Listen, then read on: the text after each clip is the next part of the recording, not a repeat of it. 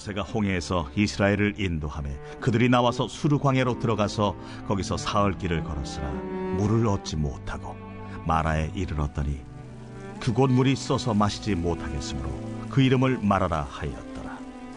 백성이 모세에게 원망하여 이르되 우리가 무엇을 마실까? 모세가 여호와께 부르짖었더니 여호와께서 그에게 한 나무를 가리키시니 그가 물에 던지니 물이 달게 되었더라. 거기서 여호와께서 그들을 위하여 법도와 율례를 정하시고 그들을 시험하실세. 너희가 너희 하나님 나 여호와의 말을 들어 순종하고 내가 보기에 의를 행하며 내 계명에 귀를 기울이며 내 모든 규례를 지키면 내가 애굽 사람에게 내린 모든 질병 중 하나도 너희에게 내리지 아니하리니 나는 너희를 치료하는 여호와임이라. 그들이 엘림에 이르니 거기에 물샘 12과 종려나무 70그루가 있는지라. 거기서 그들이 그 물 곁에 장막을 치니라. 안녕하세요. 박한성 목사입니다. 예전 수험생들은 철봉에 몇 초라도 더 매달리기 위해 젖먹던 힘까지 발휘하던 때가 있었습니다. 지구력 테스트죠. 지구력이라고 하는 것은 오랫동안 버티며 견디는 힘을 말하지만 인듀어라고 하는 책에 보니까요, 이것을 그만두고 싶은 충동과 계속해서 싸우며 현재 상태를 유지하는 힘이다라고 정의를 합니다. 이 지구력을 바라보는 시각에는 크게 두 가지가 있는데요. 하나는 인체를 기계와 동일시하는 관점이에요. 지구력의 한계를 근육에 충분한 산소가 공급되지 않았을 때 혹은 연료 탱크가 바닥났을 때 찾아온다라고 이야기하거든요.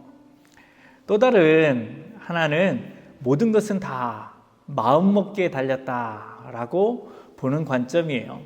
도전을 포기하는 이유가 육체적인 한계라기보다는 자발적인 선택 혹은 뇌의 보호 메커니즘의 작동 때문이라고 이야기를 합니다.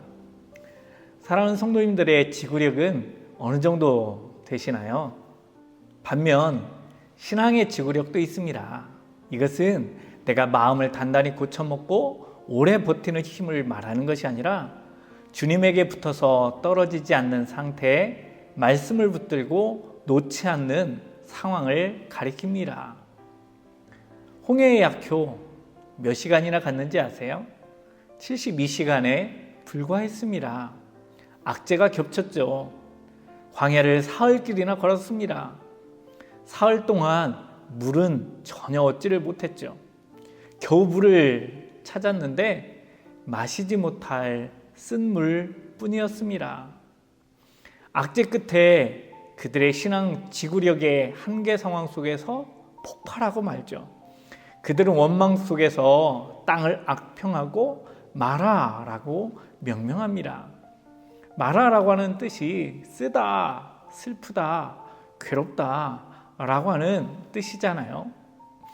물론 그들의 현실은 너무나 쓰고 괴로웠습니다. 벗어날 수 없는 광야 한복판에 있었던 것이죠. 그런데 그거 아세요? 이 광야에서 나온 유명한 말씀이 있습니다. 26절의 말씀인데요. 같이 한번 읽어보시겠습니다.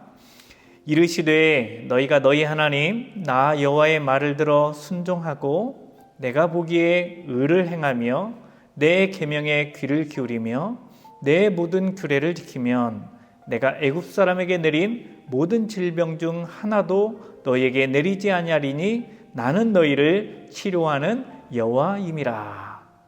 그렇습니다.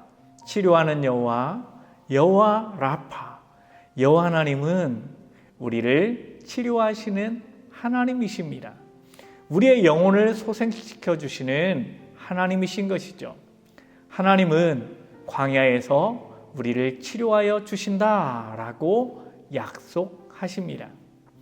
우리에게는 그 하나님의 약속을 믿고 의지하는 영적인 지구력을 가지고 순종하며 말씀을 지켜나가야 합니다. 그렇습니다. 마라에서는 하나님의 말씀을 붙잡는 것이 중요합니다. 마라는 인생의 쓴맛을 맛보게 하는 곳이기에 피하거나 모면해야 되는 곳이 아니라 하나님을 붙드는 장소입니다. 마라도 하나님의 은혜가 있는 곳이며 하나님의 뜻이 있는 곳이기에 축복의 자리라고 말할 수 있습니다. 또한 우리는 인생을 살아가는 시각을 바꿔야 합니다. 마라를 떠나 10km만 가면 남방에 위치한 엘림을 만나게 되는데요. 이스라엘이 전혀 예상하지 못했던 놀라운 상황이 바로 10km 후방에서 펼쳐지고 있었습니다. 불과 2시간 반이면 자신들의 눈앞에 펼쳐지는 그 멋진 오아시스의 상황을 알지 못한 채 불평과 원망을 드러놓은 것이지요. 72시간을 참았으면서 2시간 반을 참지 못하는 것은 얼마나 아쉬운 일입니까? 물론 안개와 같은 상황입니다. 누구도 장담하거나 확신할 수 없는 세상이죠. 불확실성의 시대 속에서 우리가 붙잡을 수 있는 것은 우리를 광야를 거쳐 가나안으로 인도하시는 하나님의 선하심입니다. 그 선하심을 붙드는 영적인 지구력이 무엇보다 필요한 시대인 것이지요. 1001가지 기독교 명언에 가서 보게 되면 찰스 스펄전은 이렇게 얘기합니다. 달팽이는 끈기로 방주에 도착하였다. 저는 우리 꿈의 교회 모든 공동체가 오늘 하루도 신앙의 지구력, 영적인 지구력을 가지고 하나님께서 이끄시는 그 길을 걸어가는 복된 그리스도인들이 다 되시기를 예수님의 이름으로 부탁을 드립니다. 기도드리겠습니다. 사랑하는 주님, 감사를 드립니다.